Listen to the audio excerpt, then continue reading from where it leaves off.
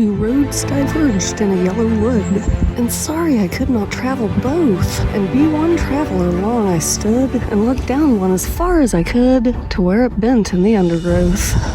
That's always been one of my favorite poems. Do you guys know the story behind it? It was actually written as a joke, kind of poking fun of one of his friends. Every time they would go walking together, the friend would agonize over which route to take, and even after that, he would sometimes regret the decision. I wish I had gone the other way. And so because of that, Frost would always tell people, man, you guys are taking this too seriously. We are here. By the way, this is the Dewey Bald Trail and Observation Tower. About a half-mile long. Nice relaxing walk. In reality, I should be working on editing the video that'll be going up next Friday, but apartment living strikes again. Yappy the Wonder Dog upstairs would not give it a rest, so I had to get out of the house for a while, and I came here. I've always really liked this place, all the rocks here. Aside from the traffic noises going by, it's a really good place to relax.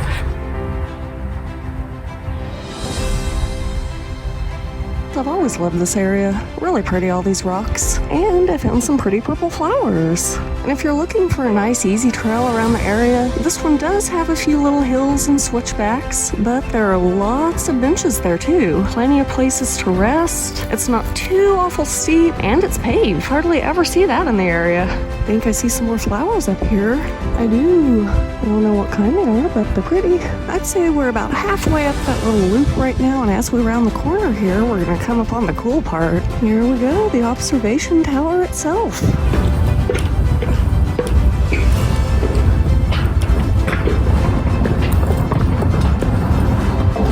Not even halfway up yet, it's already a really cool view.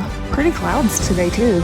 About halfway up by now, and you guys, it doesn't look this tall when you're on the ground. Man, it's kind of shaky trying to make your way up. Finally made it up to the top, and you guys, the canopy of trees here gets higher every year. I mean, that's kind of stating the obvious, but it's still fun to watch. There's the trail way down there, and it's still a good view, but every year it gets a little bit less and less natural. Look at that, they're doing something down there. Wonder what? There's the Mutton Hollow Valley right down there behind the road. Back in the day, there was a little theme park called Mutton Hollow in there.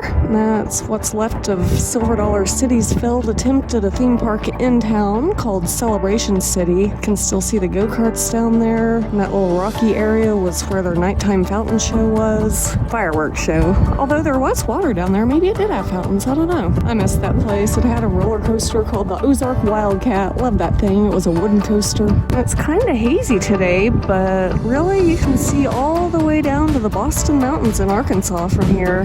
That's them way back there, I believe. Doubt my camera's picking them up. There's Shepherd of the Hills over there, the observation tower. And you can't forget about Branson itself, of course. That big red building way down there, that is now Ballparks of America, but it used to be a huge outlet mall back when I was a kid. You can see what used to be the Grand Palace. Now it's the boardwalk with the aquarium, the giant octopus. That big tall thing sticking up is Bigfoot the Ride. You can see the Whitewater Water Park down there, the Ferris wheel. There's Wonderworks way back there. Man, that water tower looks a lot bigger from up here.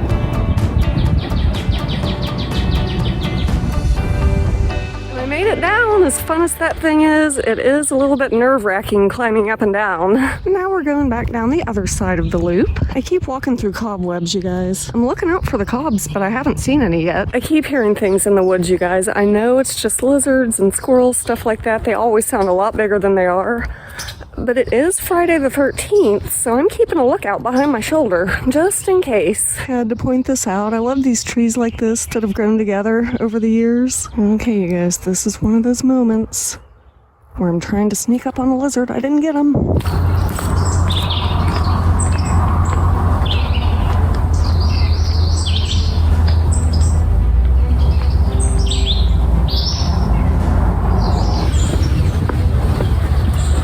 You know, it says the tower up there is 40 feet tall. Feels a lot higher than that when you're up there. I know I say this about a lot of places I go, you guys, but it's so pretty out here today. Such a great place to relax.